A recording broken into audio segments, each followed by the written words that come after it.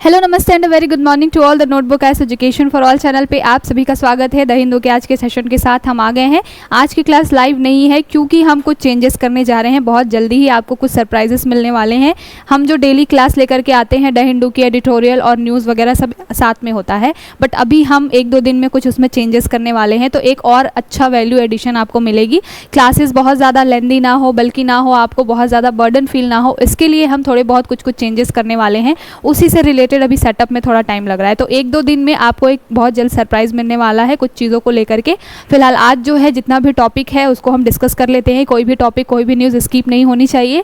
चलिए शुरू करते हैं। आज मैंने कुछ चेंजेस किए हैं। सबसे पहले मैं एडिटोरियल डिस्कस करने वाली हूँ, उससे रिलेटेड हम एक क्वेश्चन भी देखने वाले हैं। उसके बाद हम जितने भी छोटी बड़ी न्यूज़ है उसको हम थोड़ा सा ओवरव्यू लेकर के हम क्या करेंगे, डिस्कस करेंगे। आने वाले कुछ दिनों में आपको कुछ सरप्राइजेस मिलेंगे, उसके बारे में जब वो सरप्राइज मिलेगा तब हम बात करेंगे। सरप्राइज को अभी रिवील करने में मज़ा नहीं आएगा।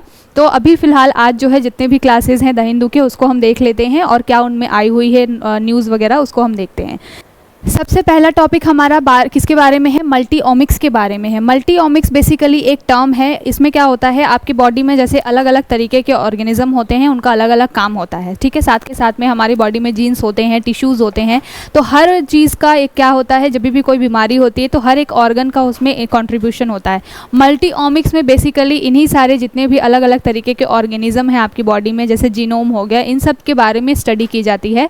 एक तरीके से एक जगह पर यूनाइट करके जो भी स्टडी की जाती है आपकी ओवरऑल पूरी बॉडी से रिलेटेड, उसको हम एक टर्म का नाम दे देते हैं मल्टी ओमिक्स। तो आज के समय में मल्टी ओमिक्स का अलग अलग जैसे कि डिजीज़ हैं, जैसे कि ट्यूबरकुलोसिस है, कैंसरस डिजीज़ हैं, हम एंटीमाइक्रोबियल रेजिस्टेंस के बारे में बहुत बात कर रहे हैं। तो ये सारे जो अलग अलग तरीके के डिजीज़ेस हैं, इनको अलग अलग तरीके से एग्जामिन करना, स्टडी करना अपने आप में बहुत बड़ा चैलेंज होता है। तो मल्टी ओमिक्स जो ये पूरा टर्म है, उसमें AI यानी कि आर्टिफिशियल इंटेलिजेंस किस तरीके से हेल्पफुल हो रहा है आज के समय में, इसके ऊपर में ये एडिटोरियल है। काफ़ी इंपॉर्टेंट है, यूजफुल है, इसके बारे में बहुत अच्छे से डिटेल में बात करेंगे। अगली जो न्यूज़ है वो किसके बारे में है, मुचकुंद दुबे जी के बारे में है। बेसिकली ये फॉरेन एक तरीके से सर्विस अपनी दे चुके हैं, IFS रह चुके हैं और अभी इनकी डेथ हो गई है। इनका बहुत ज़्यादा इम्पॉर्टेंस है। 1957 में ये आए थे पूरे जो ब्यूरोक्रेसी के अंदर में, तब से लेकर के लगभग 40-50 साल तक इन्होंने सर्व किया।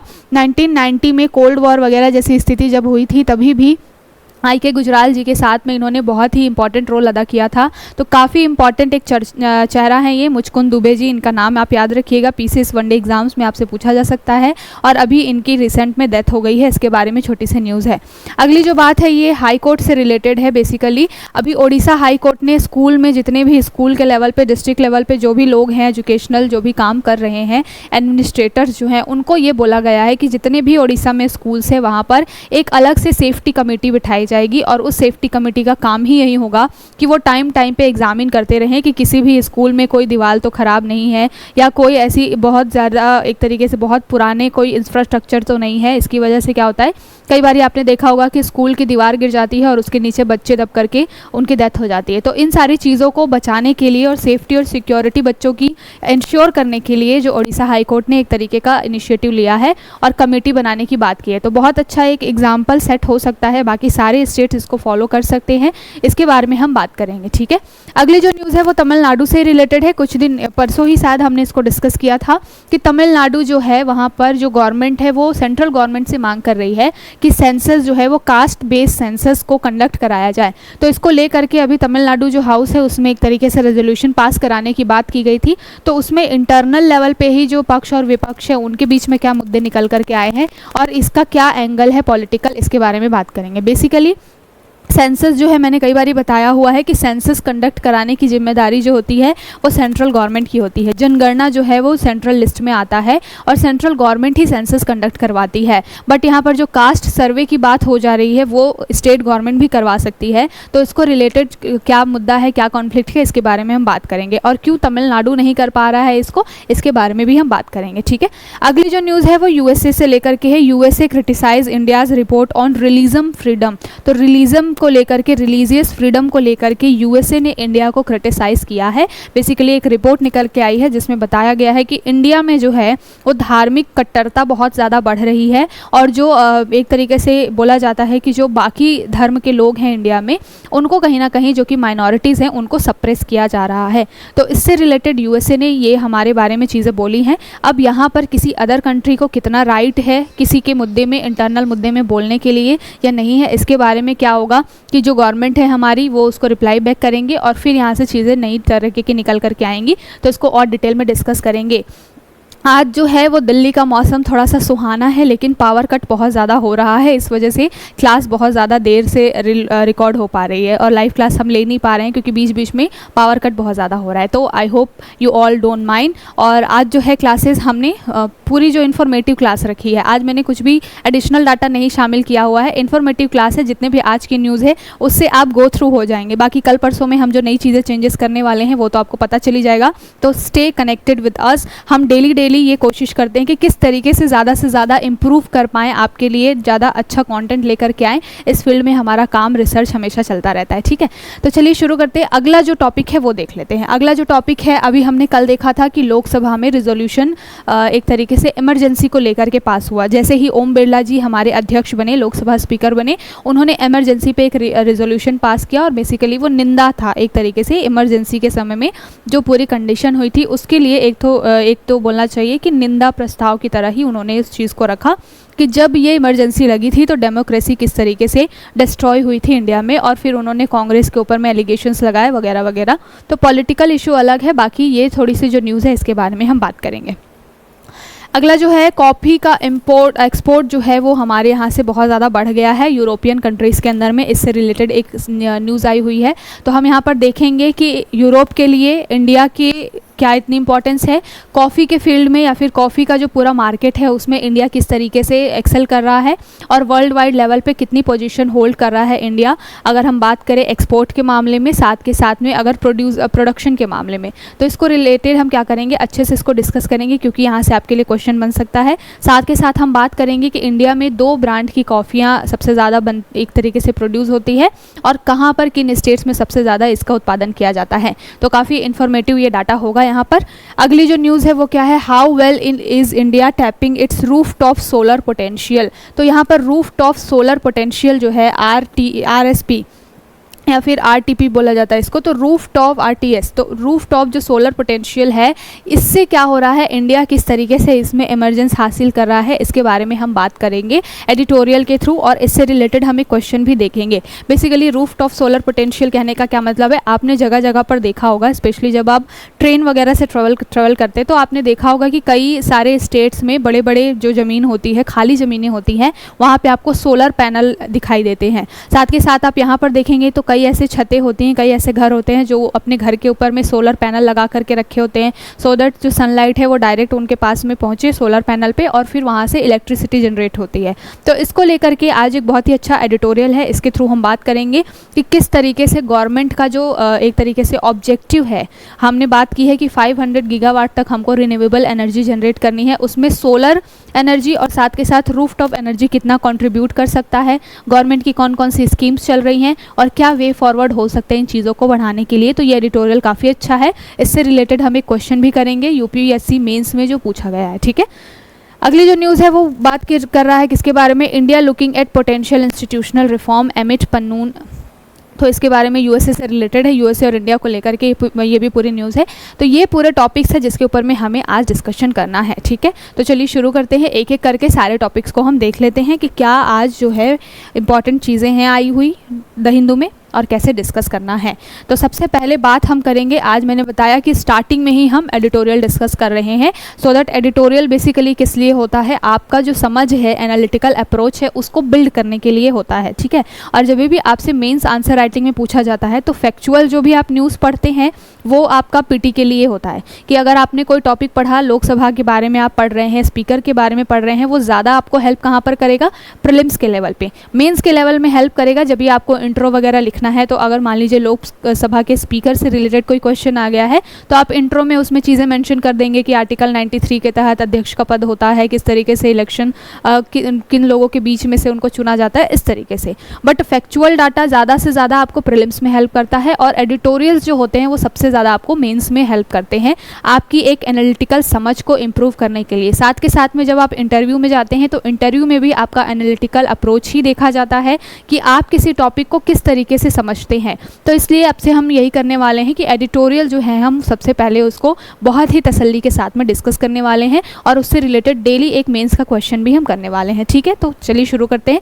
एडिटोरियल देखते हैं सबसे पहले। ये जो एडिटोरियल है जीएस पेपर 3 में साइंस एंड टेक से रिलेटेड है। ठीक है, बात किसके बारे में कर रहा है, ये मल्टीओमिक्स के बारे में। ठीक है, मल्टीओमिक्स जैसे मैंने बताया जितने भी ओमिक्स हैं, मतलब कि जीनोमिक्स हो गया, इस तरीके के जितने भी टर्म होते हैं जिनमें ये ओमिक्स लगा होता है, बेसिकली ये बॉडी के जितने भी आपके ऑर्गन्स होते हैं, जीन्स होती हैं, टिश्यूज़ हैं, और अलग अलग तरीके का जो भी आपका मैकेनिज़्म चलता होता है उन सब के स्टडी से रिलेटेड होता है। तो एक बार में अगर आपके शरीर में किसी बीमारी ने हिट किया है तो उस समय में मान लीजिए जीनोमिक्स है तो उसमें केवल और केवल आप जीनोम का ही क्या कर रहे हैं, स्टडी कर रहे हैं। बट जब आप बात करते हैं मल्टीओमिक्स की तो वहाँ पर आप अलग अलग तरीके की बीमारियों को कोलैब करके, कंबाइन करके एक जगह पे क्या करते हैं, अध्ययन कर सकते हैं, स्टडी कर सकते हैं, रिसर्च कर सकते हैं। इसी को कहते हैं मल्टीओमिक्स। और ये मल्टीओमिक्स में अभी सबसे ज़्यादा हेल्प कौन कर रहा है, AI यानी कि आर्टिफिशियल इंटेलिजेंस। इसको लेकर के ये पूरा एडिटोरियल है, इसके ऊपर में हम चलिए बात करते हैं और अपनी समझ डेवलप करने की कोशिश करते हैं कि क्या होता है ये और किस तरीके से हेल्प कर रहा है। तो बात क्या की जा रही है, multiomics is transforming how India's spots and treats TB and cancer. तो बेसिकली इंडिया में सबसे बड़े दो गंभीर मुद्दे हैं, चाहे वो इंडिया हो चाहे वो वर्ल्ड वाइड हो, दो सबसे गंभीर बीमारियां हैं जिसके नंबर ऑफ केसेस सबसे ज़्यादा आते हैं, वो कौन कौन से हैं, टीबी और दूसरा है कैंसर। इन दोनों के स्टडी को लेकर के बात की जा रही है कि किस तरीके से मल्टीओमिक्स जो है वो इन दोनों ही बीमारियों की स्टडी में सबसे ज़्यादा हेल्प कर सकता है। तो इससे रिलेटेड बात की गई है, बोला गया है कि India in the last decade India's use of genomics has undergone and significant transformation. यहाँ पर बात की जा रही है कि कुछ पिछले दशकों में अगर हम देखें तो यहाँ पर इंडिया का जो जीनोमिक्स का यूज़ जो है वो एक तरीके से क्या हो गया है, थोड़ा बहुत बढ़ गया है इस फील्ड में, और एक सिग्निफिकेंस, एक महत्ता रख रहा है किसी न किसी तरीके से।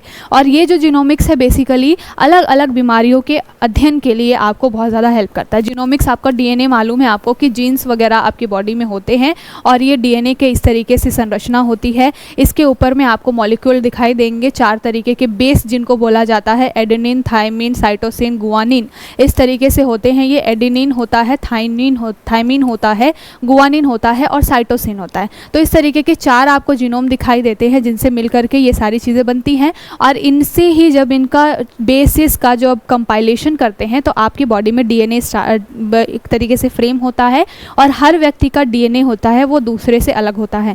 माता पिता से बच्चों में एक चीज़ें मैच करती हैं, बाकी अगर आप अदर फैमिली में देखेंगे जा करके तो हर इंसान का, इंडिविजुअल का DNA में कुछ ना कुछ आपको चेंजेस मिलेंगे, और इन्हीं पूरे सेट से क्या बनता है, आपका जिन बनता है। तो जिन बेसिकली क्या होता है, जैसे बोला जाता है कि जिन जो होता है वो माता पिता से बच्चों में आता है। तो ये बेसिकली यही जो बेस होते हैं जो DNA के फॉर्म में एक स्ट्रक्चर्ड वे में क्या होते हैं, कंपाइल होते हैं, जिसकी वजह से आपकी आंखें, कहीं ना कहीं आपने देखा होगा कि कई फैमिलीज़ में कोई बच्चा बहुत ही ज़्यादा मम्मी पे चला जाता है या पापा पे चला जाता है, वो इसी वजह से होता है क्योंकि स्ट्रक्चरिंग जो DNA की है या बेसिस का जो स्ट्रक्चरिंग है वो इस तरीके से होता है कि आप बहुत ज़्यादा अपने पेरेंट्स के सिमिलर दिखाई देते हैं। ठीक है, तो यहाँ पर जिन की बेसिकली बात हो रही है, इन्हीं सारी चीज़ों से मिलकर के आपका पूरे बॉडी का मैकेनिज्म होता है, और ऐसा बोला जाता है कि 99% जो जिन वगैरह हैं वो हर व्यक्ति में सेम होते हैं, 1% का जो डिफरेंस होता है उसी की वजह से हम और आप अलग दिखाई देते हैं। तो बेसिकली यहाँ पर मल्टीओमिक्स का यूज़ करके जब हम बहुत सारा डाटा कलेक्ट करते हैं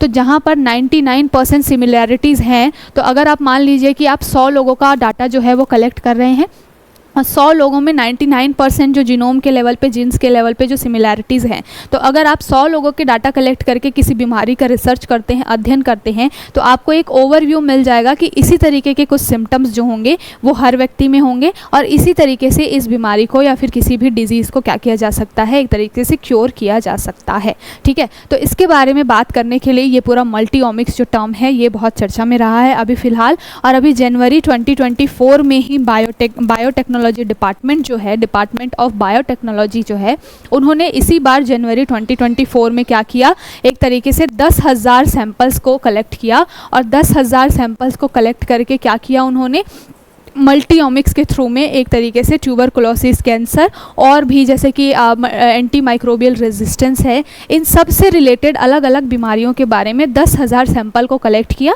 और उसके बारे में कुछ आंकड़े जो है वो इकट्ठा किए। अब यहाँ पे चैलेंज क्या आता है कि जब आप इतने बड़े लेवल पे, इतने बड़े नंबर्स पे आप किसी भी डाटा को क्या कर रहे हैं, एक तरीके से स्टडी कर रहे हैं, तो कई बारी होता है कि अगर आप ऑफलाइन इन सारी चीज़ों का कर रहे हैं या फिर ह्यूमन एक तरीके से रिसोर्सेज का यूज़ कर रहे हैं, तो वहाँ पर एक तो संभावना होती है कि कुछ गड़बड़ी हो जाए, दूसरी संभावना होती है कि बर्डन बहुत ज़्यादा होता है। तो इन सारी चीज़ों को ट्रीट करने के लिए या इतने बड़े नंबर पे स्टडी करने के लिए एआई का यूज़ जो है वो साइंस के फील्ड में और मेडिकल के फील्ड में भी अब बहुत ज़्यादा बढ़ रहा है। इसी को लेकर के ये पूरा एडिटोरियल है बात कर रहा है कि एआई ने बहुत ज़्यादा हेल्प की है मल्टीओमिक्स को एक तरीके से स्टडी करने में, रिसर्च करने में। ठीक है, तो यहाँ पर बात की गई है कि जनवरी 2024 में जब डिपार्टमेंट ऑफ बायोटेक्नोलॉजी ने 10,000 सैंपल्स कलेक्ट किए थे और फिर ये 10,000 सैंपल्स 99 एथनिक ग्रुप से थे, मतलब अलग अलग जाति, धर्म, संप्रदाय के जो लोग, जैसे कि ट्राइबल कम्युनिटी है, उनका एक अलग बॉडी का स्ट्रक्चर है। अगर हम और आप नॉर्मल इंसान हैं जो दिन भर 24 घंटे एसी में रह रहा है या फिर पंखे में रह रहा है, अगर आपको जंगल के एरिया में भेज दिया जाए जहाँ पर ट्राइबल ग्रुप्स रहते हैं, तो वो क्या होते हैं, उनके पास तो पंखा एसी इतना ज़्यादा है नहीं। मान लीजिए अगर पंखा आज के समय में अफोर्ड कर भी ले रहे हैं तो एसी वगैरह बहुत रेयर चांसेस है कि ट्राइबल ग्रुप्स जो कि बहुत ही जंगल एरिया में रहता है वहाँ पर हो। तो वहाँ पर उनके बॉडी का स्ट्रक्चर कैसा है कि वो उस सारी हीट को, उस गर्मी को, इतने टेम्परेचर को एक तरीके से झेल पा रहे हैं। और जो नॉर्मल लोग हैं जो हर समय पंखे में, एसी में रहते हैं, वो अगर थोड़े देर के लिए बाहर चले जाएं, जब मान लीजिए 12 से 4 के बीच में धूप बहुत ज़्यादा होने लगती है, उस समय में मान लीजिए अगर 45 to 50 का आपका डिग्री सेंटीग्रेड टेम्परेचर पहुँच गया, तो वहाँ पर जो इंसान है, नॉर्मल लोग जो हैं, जो एसी पंखे में रह रहे हैं, उनको अपनी बॉडी को एक तरीके से कंट्रोल करना, हीट को कंट्रोल करना बहुत मुश्किल हो जाता है।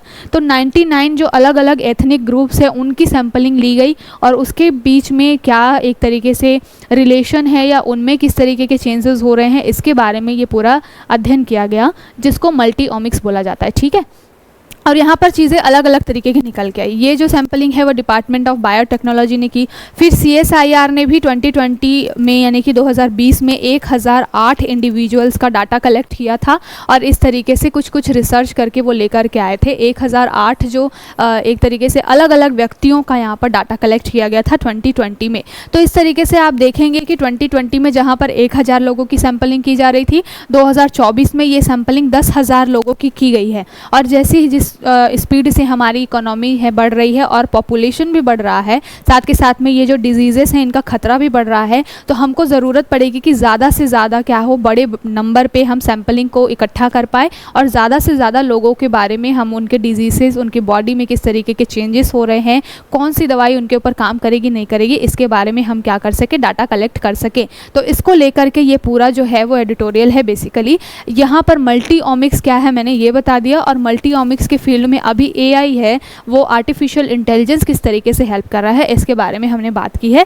यहाँ पर निकल करके आया है, कुछ स्टडी से चीज़ें पता चली हैं कि अभी जो हमने अलग अलग तरीके की चीज़ें की, जैसे कि ट्यूबरकुलोसिस का पता लगाने के लिए गवर्नमेंट की एक स्कीम चलती है, the Indian tuberculosis genomics surveillance consortium, इसको शॉर्ट फॉर्म में बोला जाता है INTGS।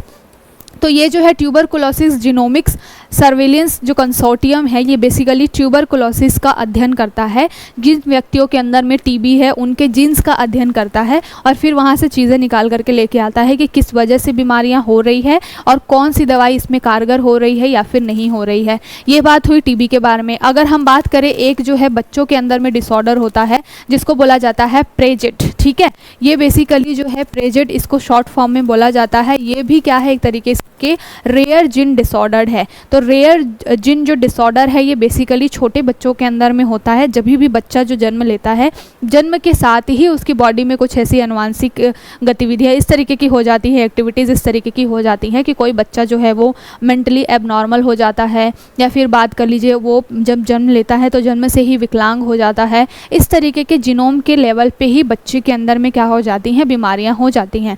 तो यहाँ पर इसका भी अध्ययन किया जा रहा है मल्टीओमिक्स के अंदर में। साथ के साथ में अगर कैंसर से रिलेटेड बात करें तो इंडिया का एक स्कीम चलता है ICGC इंडिया। तो ICGC इंडिया क्या है? इंडियन कैंसर जीनोमिक्स कंसोर्टियम, ठीक है।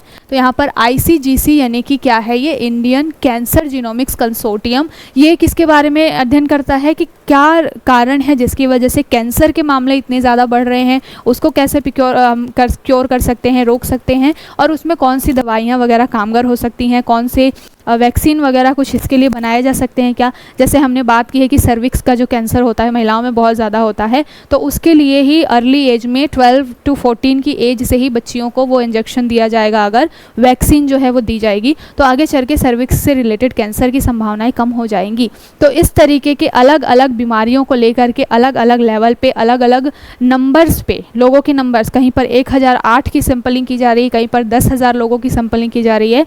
तो अलग अलग बीमारियों के लिए अलग अलग नंबर ऑफ ग्रुप्स जो हैं उनको देख करके सैंपलिंग की जा रही है, और इसमें AI जो है, आर्टिफिशियल इंटेलिजेंस जो है वो बहुत ही अच्छा रिस्पॉन्स दे रहा है। इसके बारे में ये पूरा एडिटोरियल है।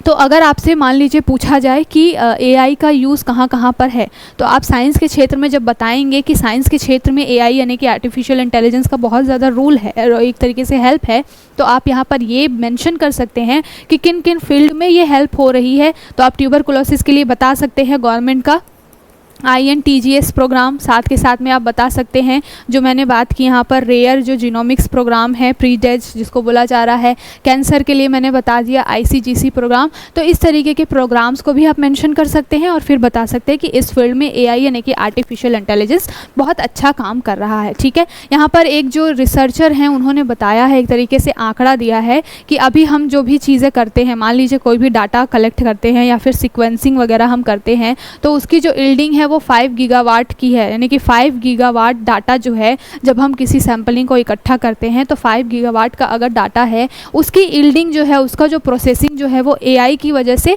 बहुत ही कम समय में क्या होता है, कंप्लीट हो जाता है।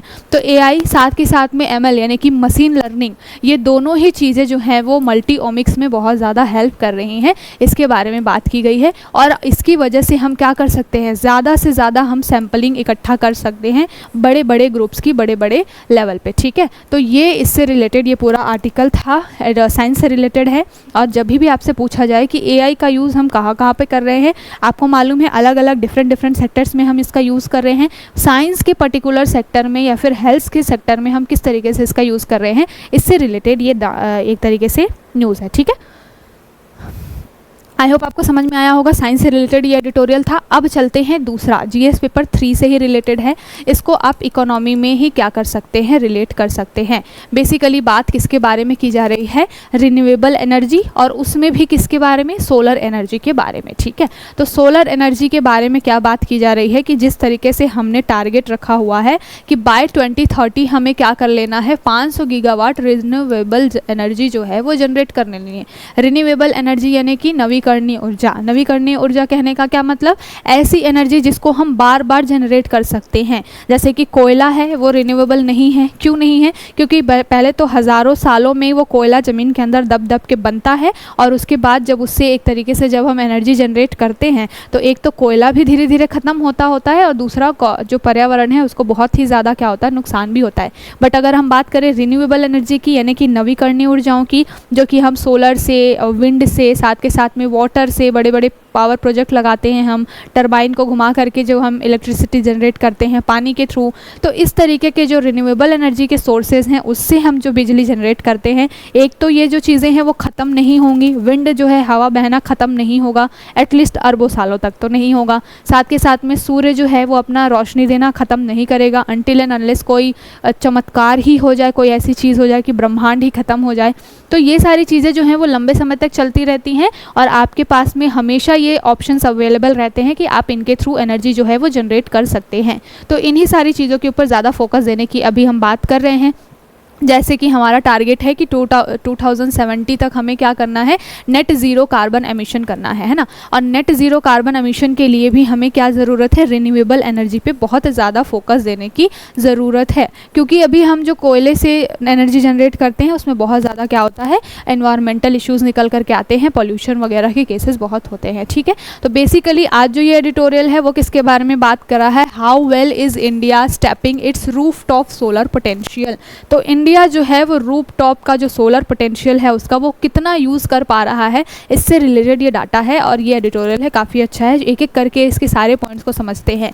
सबसे पहले ये बात कर रहा है कि इंडिया में जो सोलर रूफ टॉप का अभी इंस्टॉलेशन है, रूफ टॉप बेसिकली क्या होता है कि आपने अपना देखा होगा, जो रूफ टॉप का मतलब होता है कि छत के बिल्कुल, घर का जो बिल्कुल ऊपरी हिस्सा है, छत है जो वहाँ पर, आपको वहाँ पर दिखाई देगा कि कई घरों में इस तरीके के पैनल लगे होते हैं, थोड़ा सा टिल्टेड फॉर्म में होता है, सो दैट सनलाइट बहुत अच्छे से वहाँ पर मिल सके। और यहाँ पर इस तरीके का आपको पैनल दिखाई देता है। ठीक है, और ये जो ब्लू कलर का पैनल दिखाई देता है और इसमें क्या होता है, सनलाइट आती है और इसके थ्रू हीट जनरेट होती है और उससे इलेक्ट्रिसिटी जनरेट होती है।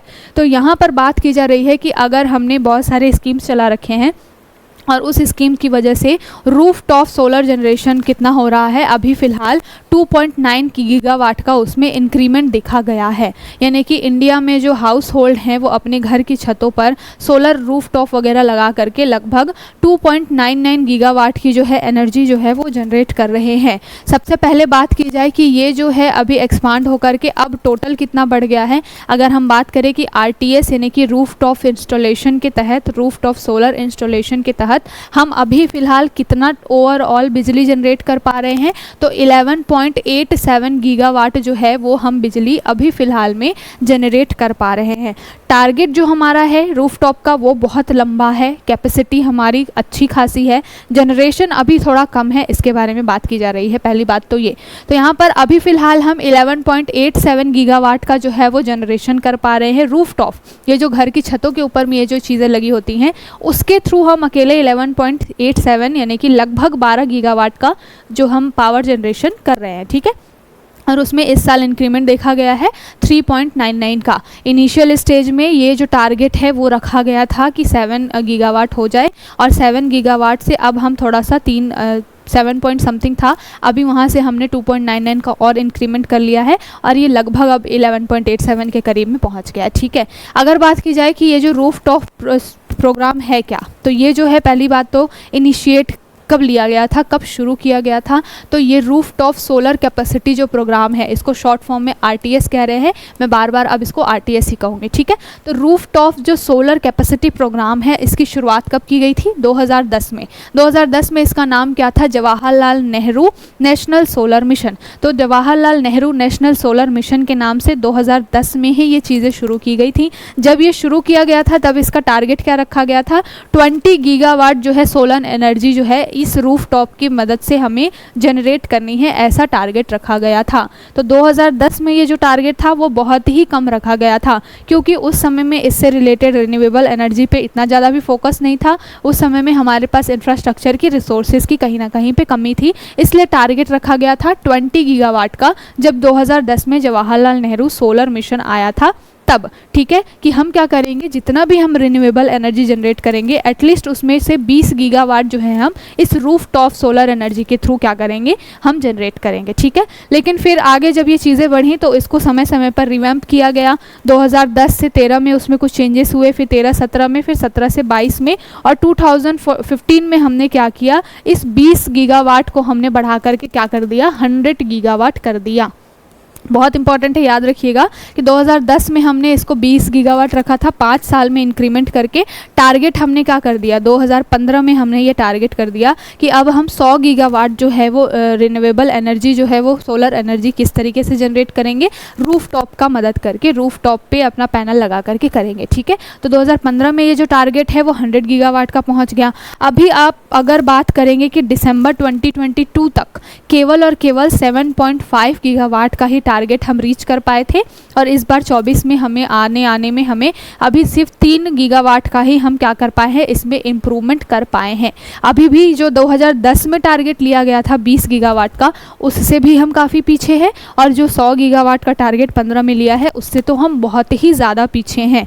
लेकिन इसके कारण क्या है, ऐसा नहीं है कि इंडिया में कैपेसिटी नहीं है या फिर यहाँ पर रिसोर्सेज की कमी है। यहाँ पर कमी ये है कि गवर्नमेंट ज़्यादा से ज़्यादा इसको प्रमोट नहीं कर पा रही है या फिर इसके ऊपर में ध्यान नहीं दी जा रही। तो लैक ऑफ अवेयरनेस की कमी है पहली बात। तो दूसरी बात बोला गया है कि ये जो जितना भी ये एक तरीके से रूफटॉप सोलर एनर्जी के थ्रू पूरा टारगेट रखा गया है, उसको अभी फ़िलहाल हमने क्या रखा है, 2030 तक हमें क्या करना है कि 500 गीगावाट एनर्जी जनरेट करनी है, पूरा रिन्यूएबल एनर्जी, यानी कि सभी solar, wind, hydro power projects, इन सबको यूज़ करके 500 गीगावाट हमें जो बाई 2030 क्या करना है, रीच करना है। लेकिन अगर हमने क्या किया है, अभी फ़िलहाल रूफटॉप के मामले में हम केवल और केवल 11.87 तक पहुँच पाए हैं। तो हमने रखा है कि चलो आने वाले अगले 2 सालों में, यानी कि बाय 2026 हम क्या कर लेंगे, 2026 तक इसको एटलीस्ट 40 गीगावाट तक पहुंचा देंगे। अभी हम 20 गीगावाट से भी बहुत पीछे हैं क्योंकि हम 11.87 पे ही हैं।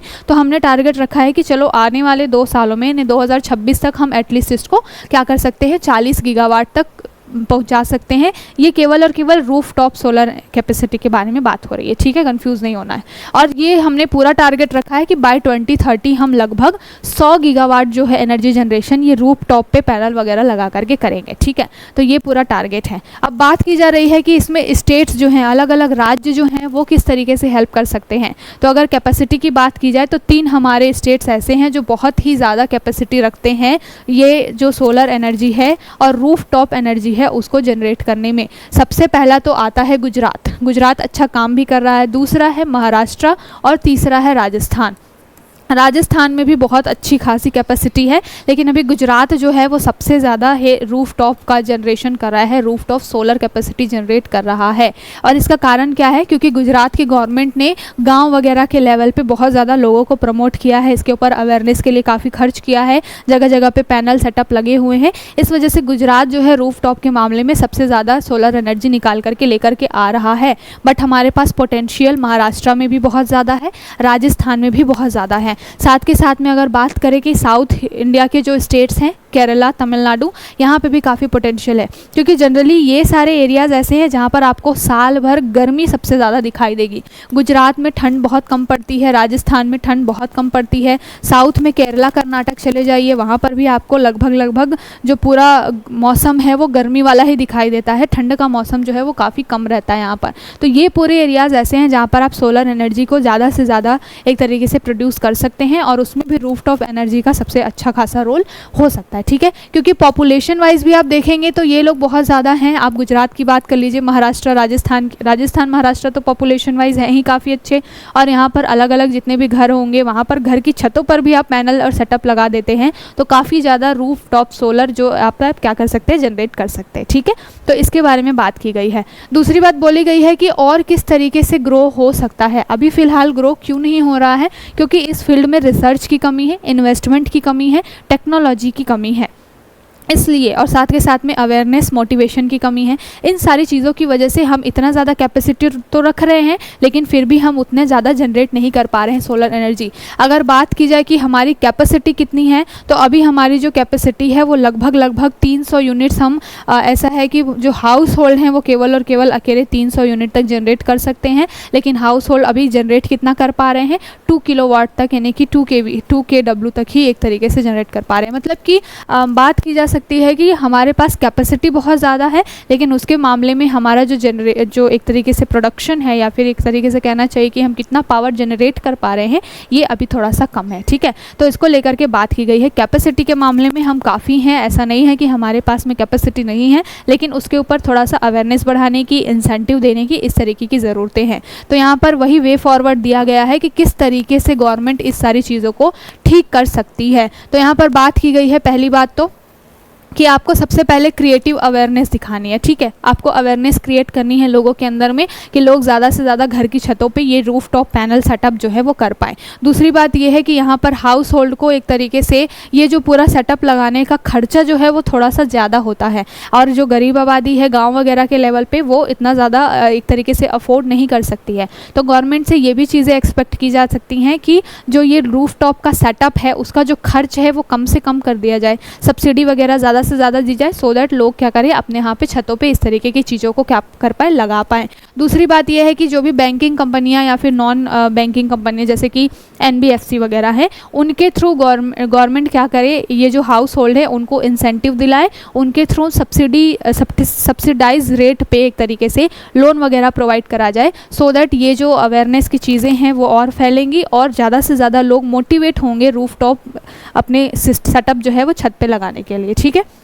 यहाँ पर बात की गई है अगला और क्या काम किया जा सकता है, तो सोलर टेक्नोलॉजी की फील्ड में ज़्यादा से ज़्यादा गवर्नमेंट रिसर्च पर खर्च कर सकती है। R&D यानी कि रिसर्च एंड डेवलपमेंट पे इस फील्ड में गवर्नमेंट ज़्यादा से ज़्यादा खर्च कर सकती है, सो दैट ये जो फील्ड है उसको और अच्छा किया जाए। और इसके लिए काम भी किया जा रहा है। 2015 में सूर्य मित्र करके एक जो है प्रोग्राम चलाया गया था गवर्नमेंट के द्वारा। बेसिकली ये सूर्य मित्र प्रोग्राम क्या था, यहाँ पर जो 2015 में ये चला था और जितने भी युवा थे उनको एक तरीके से स्किल डेवलपमेंट का कोर्स दिया जा रहा था सोलर एनर्जी के फील्ड में। तो सूर्य मित्र स्कीम के बारे में भी आप लिख सकते हैं आंसर राइटिंग में कि 2015 में इस सूर्य मित्र स्कीम को चालू किया गया था और सोलर पावर जनरेशन के फील्ड में युवाओं को कौशल विकास करने के लिए, एक तरीके से स्किल डेवलपमेंट करने के लिए ये सूर्य मित्र प्रोग्राम जो है वो चालू किया गया था। इसी तरीके की और भी योजनाएं जो हैं जैसे कि प्रधानमंत्री सूर्य घर योजना, तो सूर्य घर मुफ्त योजना जो है वो प्रधानमंत्री की चलती है। इसमें जो है हाउस होल्ड्स को क्या किया जाता है, बिजली जो है वो मुफ्त में दी जाती है।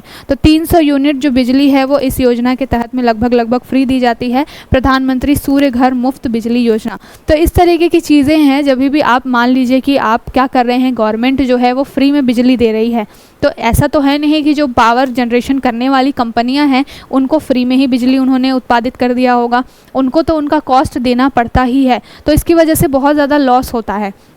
इसकी वजह से आपने सुना होगा कि जो उजाला स्कीम है गवर्नमेंट की, एक उज्ज्वला स्कीम जो चलती है वो LPG कनेक्शन को लेकर है, एक उजाला स्कीम जो है वो बेसिकली इलेक्ट्रिसिटी को लेकर के है। तो यहाँ पर क्या होता है कि बहुत ज़्यादा सब्सिडी वगैरह इलेक्ट्रिसिटी के फील्ड में देने की वजह से जो कंपनियाँ होती हैं जो कि इलेक्ट्रिसिटी जनरेट करती होती हैं, बिजली उत्पादन करने वाली कंपनियाँ होती हैं, उनको बहुत ज़्यादा लॉस होता है। तो ये सारी चीज़ों से बचने के लिए काम क्या किया जा सकता है कि भाई जो घर पर लोग हैं उनको आप इतना ज़्यादा मोटिवेट कर दीजिए कि वो खुद ही अपने छतों पर क्या करें, इस तरीके के प्रोजेक्ट्स वगैरह लगाएं, सोलर रूफटॉप का सेटअप करें और उनका जो डे टू डे लाइफ का जितना भी बिजली का कंजप्शन है उसमें से एटलीस्ट 50 to 60% तो वो यहाँ से क्या कर पाएँ, रीच कर पाएँ। तो इसके लिए बहुत सारी चीज़ें करने की ज़रूरत पड़ेगी, जैसे कि थोड़ा इंसेंटिव देना पड़ेगा, सब्सिडाइज रेट पे उनको पूरा सेटअप ला करके देना पड़ेगा, ज़्यादा से ज़्यादा अवेयरनेस फैलानी पड़ेगी, तब जा करके ये सारी चीज़ों को हम रीच कर पाएंगे। और 500 गीगावाट जो रिन्यूएबल एनर्जी का हमने टारगेट रखा है उसको हम अचीव कर पाएंगे, ठीक है। तो आई होप पूरा जो एडिटोरियल था आपको समझ में आया होगा, क्या पूरा मुद्दा है वो हमने समझा है, कौन सी स्कीम चल रही है जैसे कि मुफ्त बिजली योजना हो गई या सूर्य मित्र योजना हो गई, किस तरीके से वे फॉरवर्ड चीज़ें करके हम सोलर एनर्जी के फील्ड में या फिर रिन्यूएबल एनर्जी के फील्ड में अच्छा काम कर सकते हैं। सारी एक्सपेक्ट्स के ऊपर में हमने अच्छे से बात की, काफ़ी अच्छा ये एडिटोरियल था। अब यहाँ पर इससे रिलेटेड एक क्वेश्चन है जो कि आपको लिखना है। बेसिकली क्या बात की जा रही है क्वेश्चन के अंदर में, यहाँ पर बोला जा रहा है कि भारत में सौर ऊर्जा की अपार संभावनाएं हैं, हालांकि इसके विकास में क्षेत्रीय भिन्नताएं हैं, बताइए विस्तार से। लगभग 150 शब्दों में आपको बताना है, 10 मार्कर ये क्वेश्चन है। तो पहला क्वेश्चन, जब भी मैं आंसर राइटिंग के लिए बोलती हूँ तो क्या बोलती हूँ कि पहले आप क्वेश्चंस को बहुत सारे पार्ट्स में तोड़िए, ठीक है, कि कितने पार्ट्स में आपसे क्वेश्चन आंसर की डिमांड कर रहा है। तो यहाँ पर देखिए, भारत में सौर ऊर्जा की अपार संभावनाएं हैं। तो जैसे मैंने इस एडिटोरियल में बताया कि हमारे पास में गुजरात है, महाराष्ट्र है, हमारे पास राजस्थान है, साउथ के हमारे पास स्टेट्स हैं जैसे कि केरला हो गया, कर्नाटका हो गया, यहाँ पर तमिलनाडु हो गया, यहाँ पर संभावनाएं काफ़ी ज़्यादा हैं। लेकिन यहाँ पर दूसरा पार्ट क्या बोला जा रहा है कि इसके विकास में कुछ क्षेत्रीय भिन्नताएं हैं। यहाँ पर बात की जा रही है कि आप आप यहाँ पर देखेंगे गुजरात में अच्छा खासा प्रोडक्शन हो रहा है। क्यों? क्योंकि वहाँ की गवर्नमेंट इस फील्ड में ज़्यादा से ज़्यादा काम कर रही है। बट वहीं पर महाराष्ट्र, राजस्थान थोड़े पीछे क्यों रह जा रहे हैं? क्योंकि जाहिर सी बात है अवेयरनेस की कमी है और एक तरीके से गवर्नमेंट की तरफ से भी मोटिवेशन की कमी है कहीं ना कहीं। साथ के साथ अगर आप यूपी बिहार की बात करेंगे तो यहाँ एडिटोरियल में भी लिखा गया है कि इन स्टेट्स में जो है लोगों को इतना ज़्यादा अवेयरनेस नहीं है और यहाँ पर अभी भी जो यहाँ से कंट्रीब्यूशन है वो कम निकल करके आ रहा है। तो क्षेत्रीय भिन्नताएं बहुत सारी है। अब इसको हम कैसे ठीक कर सकते हैं? तो जो भी हमने वे फॉरवर्ड में चीज़ें बताई कि भैया सबसे पहले तो आप अवेयरनेस फैलाइए, ठीक है। अवेयरनेस के साथ साथ आप क्या कर लीजिए, इंसेंटिव वगैरह दीजिए, इंसेंटिव दीजिए, ज़्यादा से ज़्यादा लोगों को मोटिवेट कीजिए, सब्सिडाइज रेट पे आप उनको क्या करिए, लोन प्रोवाइड करवाइए। जो भी सेटअप है उसका खर्चा अगर कम होगा, इंस्टॉलेशन का कॉस्ट जो है वो कम हो जाएगा, तो लोग ज़्यादा से ज़्यादा इसकी तरफ प्रमोट होंगे। तो इस तरीके की चीज़ें आप लिख करके ये पूरा आंसर को क्या करना है, कंप्लीट करना है। फिर लास्ट में कंक्लूड कर देना है कि गवर्नमेंट जो है वो कई सारी योजनाओं के थ्रू इसके ऊपर में काम कर रही है। सूर्य मित्र योजना के बारे में आप लिख सकते हैं कि वहाँ पर स्किल डेवलपमेंट दिया जा रहा है, ट्रेनिंग दी जा रही है युवाओं को, सो दैट वो इस फील्ड में जा करके ज़्यादा से ज़्यादा अवेयरनेस फैला सके और ये जो इंस्टॉलेशन का काम है वो लोगों को सिखा सके। इस तरीके की और भी स्कीम ला करके हम बहुत ही अच्छा जो है वो क्या कर सकते हैं, सोलर एनर्जी के फील्ड में अचीव कर सकते हैं।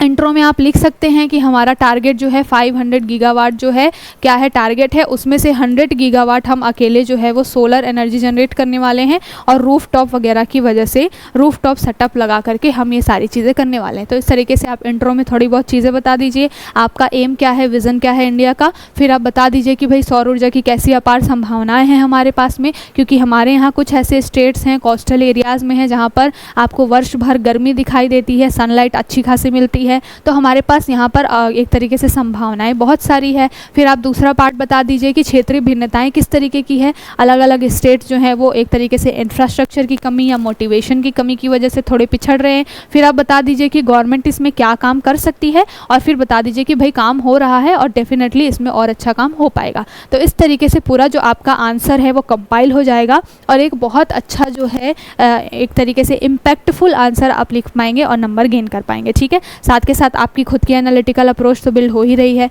तो ये जो 2 मेन आर्टिकल थे, एडिटोरियल्स थे बेसिकली, वो हमने यहाँ पे डिस्कस किया है। अब जो छोटी छोटी न्यूज़ है उसको थोड़ा सा डिस्कस कर लेते हैं। बहुत ज़्यादा आज डिटेल में नहीं है, लेकिन कल परसों में आपको नई चीज़ें देखने को मिलेंगी, काफ़ी अच्छे से आपको सारी चीज़ें मिलेंगी, ठीक है। तो आज हम बात कर लेते हैं कि मुचकुंद दुबे जी हैं, इनका अभी क्या हुआ है, डेथ हो गई है।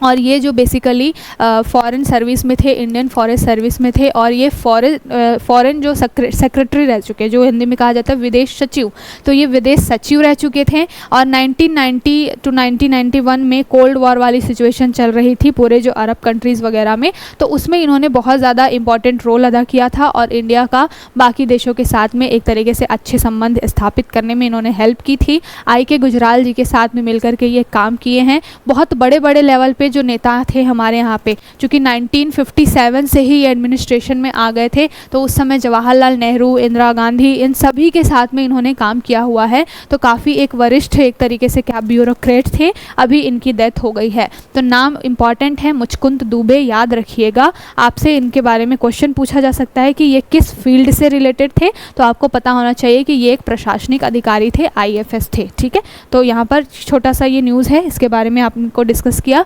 अगली जो न्यूज़ है वो हाई कोर्ट की तरफ से आ रही है। ओडिशा हाई कोर्ट ने बेसिकली बोला है कि स्कूल के लेवल पे, अब एक डिस्ट्रिक्ट के लेवल पे बोर्ड जो होता है वो क्या करेगा, इंफ्रास्ट्रक्चर को डेवलपमेंट करने के लिए एक कमेटी रहेगी। और अगर स्कूल में कोई भी बिल्डिंग है जो बहुत ज़्यादा पुरानी है, जर्जर है, दीवार वगैरह गिर रही है, कभी एक्सीडेंट हो रहा है, उसमें बच्चों की डेथ हो रही है, इन सब के ऊपर में निगरानी रखेगी। जो वहाँ के स्कूल के हेडमास्टर होंगे उनका जिम्मेदारी होगा, प्रिंसिपल की जिम्मेदारी होगी कि अगर उनके पास में इस तरीके की कोई बिल्डिंग है, बहुत ज़्यादा जर्जर है, कुछ भी कमी है, तो वो उस कमेटी को, उस पैनल को बताएंगे कि हमारे यहाँ पे ये कमियां हैं और फिर उसको ठीक किया जाएगा। सो दैट पूरा मुद्दा क्या है कि 2016 का एक मामले की सुनवाई कर रही थी कोर्ट, और वहाँ पर एक बच्चे की स्कूल में डेथ हो गई थी। दीवार जो है स्कूल की, वो दीवार गिर गई थी और इसकी वजह से जो है बच्चे की डेथ हो गई थी। तो 2016 का ये पूरा मामला था।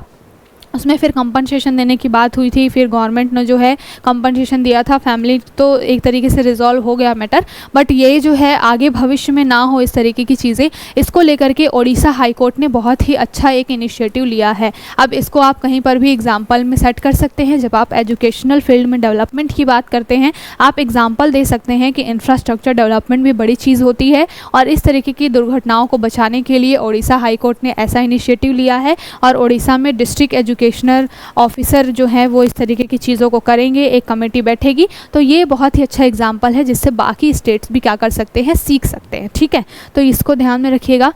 अगली जो न्यूज़ है, कभी हमने डिस्कस किया था 2 दिन पहले कि कास्ट बेस्ड सेंसस बताने की एक तरीके से कराने की बात जो है तमिलनाडु सेंट्रल गवर्नमेंट से रिक्वेस्ट कर रहे हैं कि भाई आप कास्ट बेस्ड सेंसस करवाइए, जनगणना जो है जाति आधारित करवाइए, सो दैट हमारे यहाँ पर कितने लोग हैं, किस जाति से आते हैं, हमें पता हो सके, और फिर उसके हिसाब से हम स्कीम्स बना सके, सो दैट एक टारगेटेड टू द पॉइंट जहाँ पर लोगों को पहुँचनी चाहिए सुविधाएँ, वहाँ पर चीज़ें पहुँच पाएँ।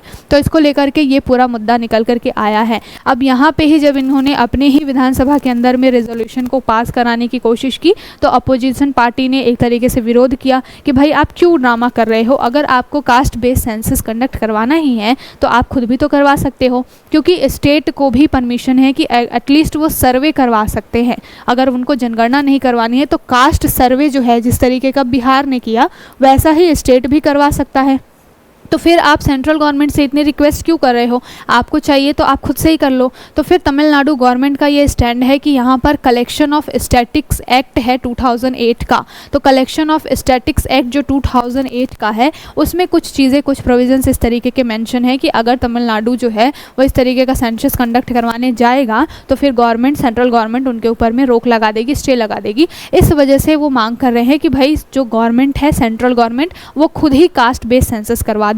तो जनगणना जो है वो किसके अंतर्गत आता है, जनगणना आपका सेंट्रल लिस्ट के अंतर्गत ही आता है, और सेंसस कंडक्ट कराने की जिम्मेदारी जो है वो केंद्र की है। अभी रिसेंट में हमारे पास 2011 की जनगणना है, अभी जो आने वाला है जिसके ऊपर में काम चल रहा है वो 2021 का जो है वो क्या होने वाली है, जनगणना होने वाली है। तो अगले पिछले 10 सालों में क्या ग्रोथ हुई है पॉपुलेशन में, जाति के आधार पर कितने कैटेगरी में लोग बढ़े हैं, घटे हैं, इन सबसे रिलेटेड डाटा जो है वो आपके पास में होगा, और उसमें कितने मेल हैं, कितने फीमेल हैं, कितने बच्चे हैं, कितने वृद्ध हैं, इन सब के बारे में एक आइडिया मिलेगा।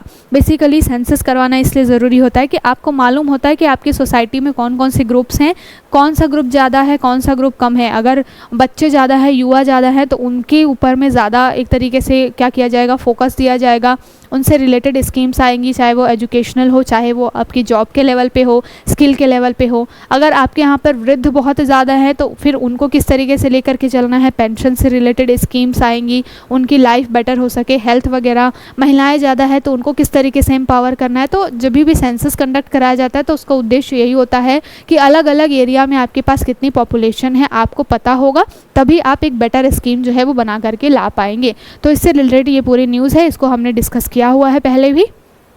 चलते हैं अगली जो बात है वो, यहाँ पर यूएसए ने क्रिटिसाइज़ किया है किसको, इंडिया को, किसके ऊपर में, रिलीजियस फ्रीडम के ऊपर में। अभी एक रिपोर्ट निकल करके आई है, यहाँ पर यूएसए में ही पब्लिश हुई है, और इसमें बोला गया है कि इंडिया में जो है धार्मिक कट्टरता बहुत ज़्यादा बढ़ रही है, और यहाँ पर कई सारे मामले ऐसे देखे गए हैं कि जो भी एक तरीके से माइनॉरिटीज़ हैं, अलग धर्म को मानने वाले लोग हैं, उनके साथ में बहुत ही ज़्यादा भेदभाव हो रहा है। इस तरीके की रिपोर्ट निकाल करके लेके आए हैं ये, और इन्होंने इनडायरेक्टली अदर कंट्रीज़ का भी नाम लिया है। जैसे फ्रांस में है कि वहाँ पर हिजाब पहनने से महिलाओं को मना कर दिया गया है, फेस जो कवर करती हैं महिलाएं, मुस्लिम महिलाएं, उसको करने से मना कर दिया गया था फ्रांस में।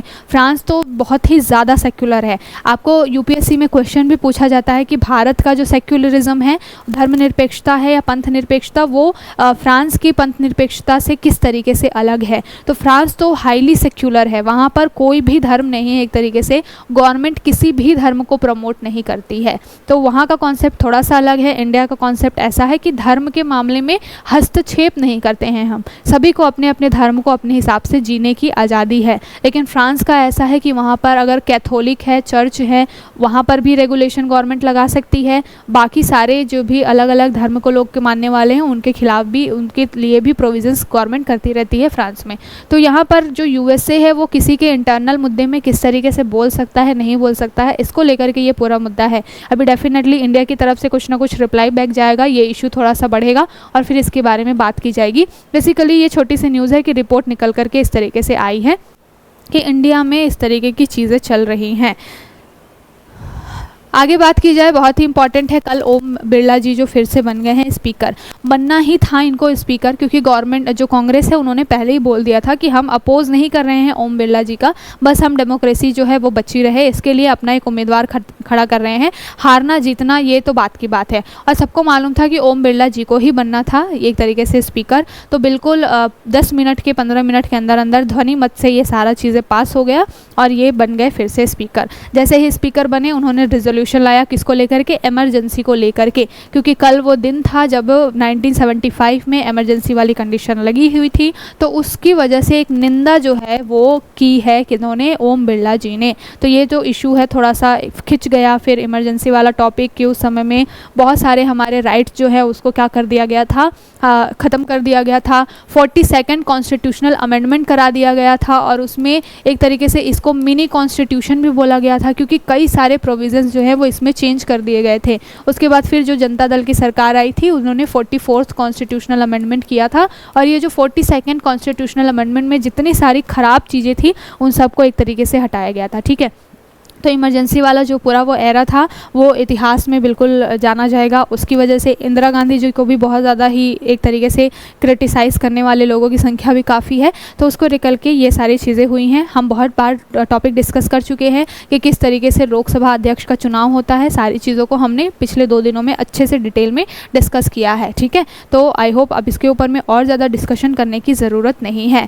अब ये बहुत इंपॉर्टेंट टॉपिक है, बेसिकली बात की जा रही है कि कॉफ़ी का जो एक्सपोर्ट है वो बहुत ज़्यादा बढ़ा है इंडिया के द्वारा, और कहाँ पर, यूरोप में। तो यूरोप में यहाँ पर एक डिफॉरेस्टेशन करके एक रूल चल रहा है, रेगुलेशन चल रहा है, तो उसकी वजह से क्या हो रहा है, वो बाकी अलग अलग कंट्रीज़ से क्या कर रहे हैं, कॉफ़ी वगैरह का एक्सपोर्ट एक तरीके से इम्पोर्ट कर रहे हैं, और इसमें सबसे ज़्यादा कॉन्ट्रीब्यूशन इंडिया का देखा गया है बेसिकली। ठीक है, यहाँ पर बात की गई है कि इंडिया जो है वो क्या हुआ है, 7th लार्जेस्ट एक तरीके से एक्सपोर्टर है किसका, कॉफ़ी का, यूरोपियन कंट्रीज़ में। ठीक है, साथ के साथ में बात की गई है कि 5th एक तरीके से 5th नंबर पे प्रोडक्शन के मामले में भी इंडिया आ रहा है कॉफ़ी के मामले में। तो ये कुछ फैक्चुअल डाटा है जहाँ से आपके लिए क्वेश्चन बन जाते हैं। ठीक है, तो यहाँ पर आपको पहली बात तो याद रखनी है कि कॉफ़ी का मार्केट हमारे लिए बहुत ही इंपॉर्टेंट है, और यहाँ पर बोला जा रहा है कि इंडिया का जो कॉफ़ी शिपमेंट है वो बाय जून 2021 में और अभी तक में राइज़ हुआ है 16% का एक तरीके से हमने क्या देखा है, इंक्रीमेंट देखा है, और ये जो पूरा मार्केट है काफ़ी अच्छा ग्रो करके दे रहा है, इंडियन इकोनॉमी में बहुत अच्छा हेल्प कर रहा है, इसके बारे में बात की गई है। साथ के साथ में यहाँ पे बताया गया है कि इंडिया का जो 60% का जो एक्सपोर्ट है कॉफ़ी का वो आपको कहाँ कहाँ पे दिखाई दे रहा है, यूरोप, साथ के साथ में इटली, जर्मनी और बेल्जियम। यूरोप, जर्मनी, इटली और बेल्जियम, यहाँ पर हम इंडिया का 60% कॉफ़ी जो है वो इन कंट्रीज़ में एक्सपोर्ट कर रहे हैं। ठीक है, तो एटलीस्ट इनका नाम याद रखिएगा, कभी स्टेटमेंट में कहीं क्वेश्चन बन जाता है तो आपको पता होना चाहिए। यूरोप, जर्मनी, बेल्जियम और इटली, यहाँ पर हम सबसे ज़्यादा जो है कॉफ़ी का एक्सपोर्ट कर रहे हैं इंडिया अगर देखा जाए तो। ठीक है, साथ के साथ में अगर हम टॉप 4-5 कंट्रीज़ देखें कॉफ़ी के प्रोडक्शन में तो आपको ब्राज़ील, इंडोनेशिया, इनके सबके साथ में आपको स्टैंड करता हुआ दिखाई देगा कौन, इंडिया। ठीक है, तो यहाँ पर लिखा गया है कि अगर हम बात कर ले इंडिया जो है वो 7th लार्जेस्ट प्रोड्यूसर है कॉफ़ी का, तो यहाँ पर साथ के साथ में 5th लार्जेस्ट एक्सपोर्टर है कॉफ़ी का। ठीक है, तो एक्सपोर्ट के मामले में 5वें नंबर पे, और अगर प्रोडक्शन के मामले में तो 7th नंबर में वर्ल्ड वाइड जो है वो इंडिया क्या रखता है, स्टैंड रखता है, स्थान रखता है कॉफ़ी के मामले में। ठीक है, तो प्रोडक्शन में 7th नंबर पे, एक्सपोर्ट के मामले में 5th नंबर पे, याद रखिएगा। अब यहाँ पर बाकी 4 कौन कौन से हैं, तो ब्राज़ील, वियतनाम, कोलंबिया और Indonesia. Brazil, Vietnam, Indonesia, Colombia, इनके बाद में 5th नंबर पे इंडिया जो है वो सबसे ज़्यादा क्या कर रहा है, एक तरीके से कॉफ़ी को एक्सपोर्ट कर रहा है, और सबसे ज़्यादा भी 60% में से आपको यूरोप में हम क्या कर रहे हैं, सबसे ज़्यादा एक्सपोर्ट करते हुए दिखाई दे रहे हैं। ठीक है, तो ये जो है एक फैक्चुअल डाटा है, इकोनॉमी के लिहाज से भी इंपॉर्टेंट है। अब यहाँ पर अगर छोटी छोटी और भी चीज़ें देखी जाएँ तो इंडिया में अरेबिका और रोबस्टा, इस तरीके की 2 कॉफ़ियों की मेन प्रजाति है। सबसे ज़्यादा प्रोडक्शन कहाँ पर होता है, तो सबसे ज़्यादा प्रोडक्शन आपका कर्नाटका में देखने को मिलेगा, देन केरला एंड तमिलनाडु। तो ये 3 स्टेट्स हैं जहाँ पर सबसे ज़्यादा जो है क्या होता है, प्रोडक्शन होता है। अकेले 71% जो कॉफ़ी का जो टोटल प्रोडक्शन हो रहा है वो 71% जो है वो अपने यहाँ पे टोटल प्रोडक्शन कर्नाटका करता है। और अगर स्टेट वाइज देखा जाए कि भारत के सभी स्टेट्स में कितना ज़्यादा कर्नाटका कंट्रीब्यूट कर रहा है कॉफ़ी का प्रोडक्शन, तो 33% पूरे स्टेट्स को मिला दिया जाए तो 33% कुल कॉफ़ी का प्रोडक्शन जो है